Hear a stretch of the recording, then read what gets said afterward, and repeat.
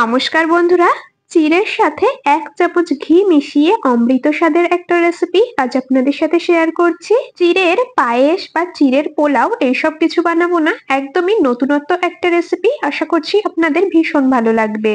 যাকেই চিড়ের এই রেসিপি বানিয়ে খাওয়াবেন সে আপনার প্রশংসায় পঞ্চমুখ হবে।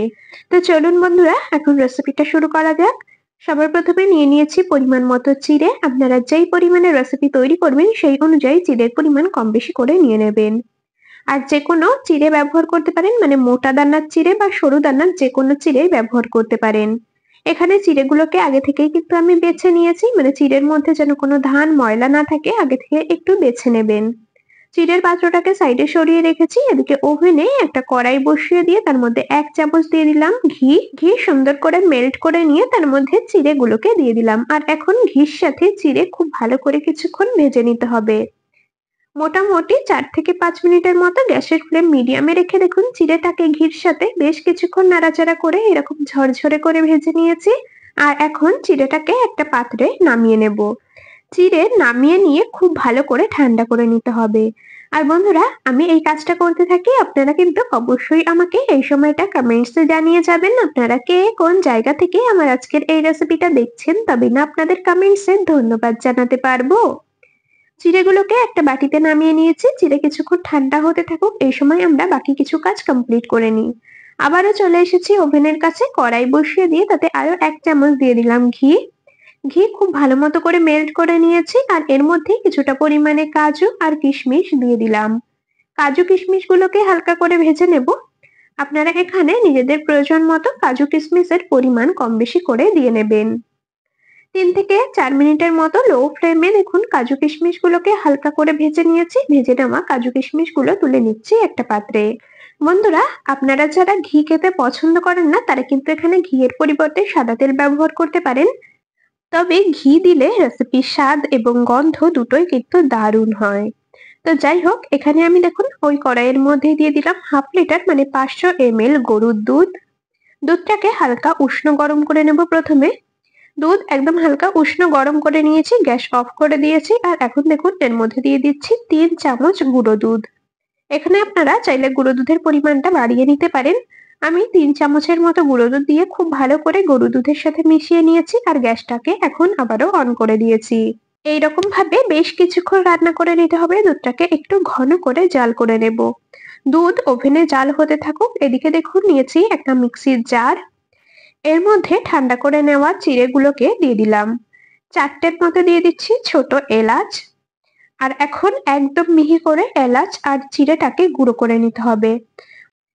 চিড়েটাকে কিন্তু একেবারে মিহি করে গুঁড়ো করে নিতে হবে। দেখুন বন্ধুরা, আমি চিড়ে আর এলাচগুলোকে একদম মিহি করে গুঁড়ো করে নিয়েছি। চিড়ের গুঁড়ো এখন একটা বাটির মধ্যে ঢেলে নেব। বন্ধুরা, চিড়ে দিয়ে তো চিড়ের পোলাও, চিড়ের পায়েস, চিড়ে দিয়ে অনেক কিছুই আপনারা বানিয়ে খেয়েছেন। একবার চিড়ের অমৃত স্বাদের নতুনত্ব এই রেসিপিটা বাড়িতে বানিয়ে দেখতে পারেন, প্রত্যেকে ভীষণ পছন্দ করবে। এদিকে আমি বাটিটাকে সাইডে সরিয়ে রেখে আবারও ওভেনের কাছে চলে এসেছি।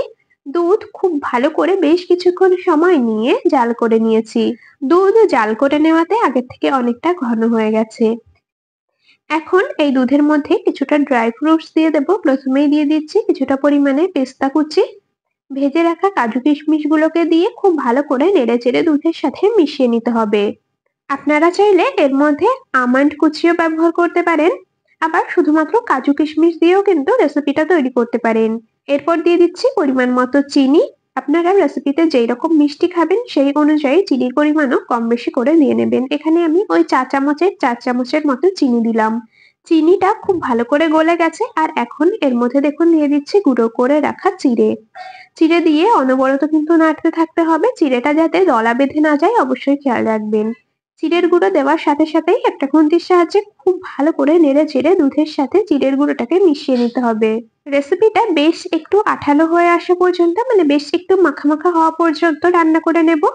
জলীয় ভাবটা পুরোপুরি শুকিয়ে আসা পর্যন্ত রান্না করে নিতে হবে। বন্ধুরা, এই সময়টা আমি গ্যাসের ফ্লেমটাকে মিডিয়াম টু লোতে রেখেছি আর অনবরত এইরকম ভাবে নেড়ে চেড়ে রান্না করে নিচ্ছি। এখন এর মধ্যে সামান্য 1 চিমটির মতো দিয়ে দিচ্ছি লবণ। যে কোনো মিষ্টি রেসিপিতে সামান্য একটু লবণ দিলে এর স্বাদটা অনেকটাই বেড়ে যায়। তো লবণ দিয়ে আবারও খুব ভালো করে মিশিয়ে নিচ্ছি। আর দেখতেই পাচ্ছেন জলীয় ভাবটা কিন্তু অনেকটাই কমে গেছে আর রেসিপিটা বেশ একটু আঠালো হয়ে এসেছে। এই সময় এর মধ্যে দিয়ে দিচ্ছি আরো 1 চামচ ঘি। ঘি দিয়ে আবারও খুব ভালো করে নেড়েচেড়ে মিশিয়ে নেব। তাহলে বন্ধুরা এই সময় প্রতিদিনকার মতো আজও আপনাদের সাথে একটা কথা শেয়ার করে নিই। আপনারা যদি আমার আজকের এই রেসিপিটা ইউটিউব চ্যানেল থেকে দেখে থাকেন, চ্যানেলটি সাবস্ক্রাইব করে বেল নোটিফিকেশন অলে সেভ করে রাখবেন। আর যদি ফেসবুক পেজ থেকে দেখে থাকেন, পেজটিকে ফলো করে রাখবেন এরকম আরো দারুণ দারুণ রেসিপির আপডেট সবার আগে পাওয়ার জন্য।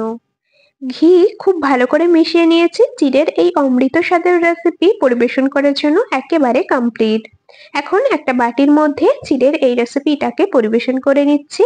বন্ধুরা রেসিপিটা আপনাদের কেমন লাগলো অবশ্যই কমেন্টসে জানিয়ে যাবেন। যদি ভালো লেগে থাকে তবে ভিডিওটিতে একটি লাইক আর বন্ধুদের মধ্যে অনেক অনেক শেয়ার করে দেওয়ার অনুরোধ রইল। অমৃত স্বাদের এই রেসিপি একটা বাটিতে নামিয়ে নিয়েছি। রেসিপিটাকে আরো বেশি লোভনীয় করার জন্য উপর থেকে কিছুটা পরিমাণে পেস্তা কুচি আর কিশমিশ দিয়ে সুন্দর করে সাজিয়ে নিচ্ছি।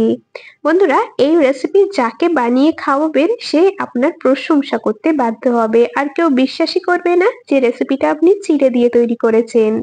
রেসিপিটা আপনাদের কেমন লাগলো অবশ্যই কিন্তু বন্ধুরা আমাকে কমেন্টসে জানিয়ে যাবেন। তবে আজ এখানেই শেষ করছি। আবার দেখা হবে পরবর্তী কোনো রেসিপির সাথে। ততক্ষণ সকলে ভালো থাকবেন, সুস্থ থাকবেন।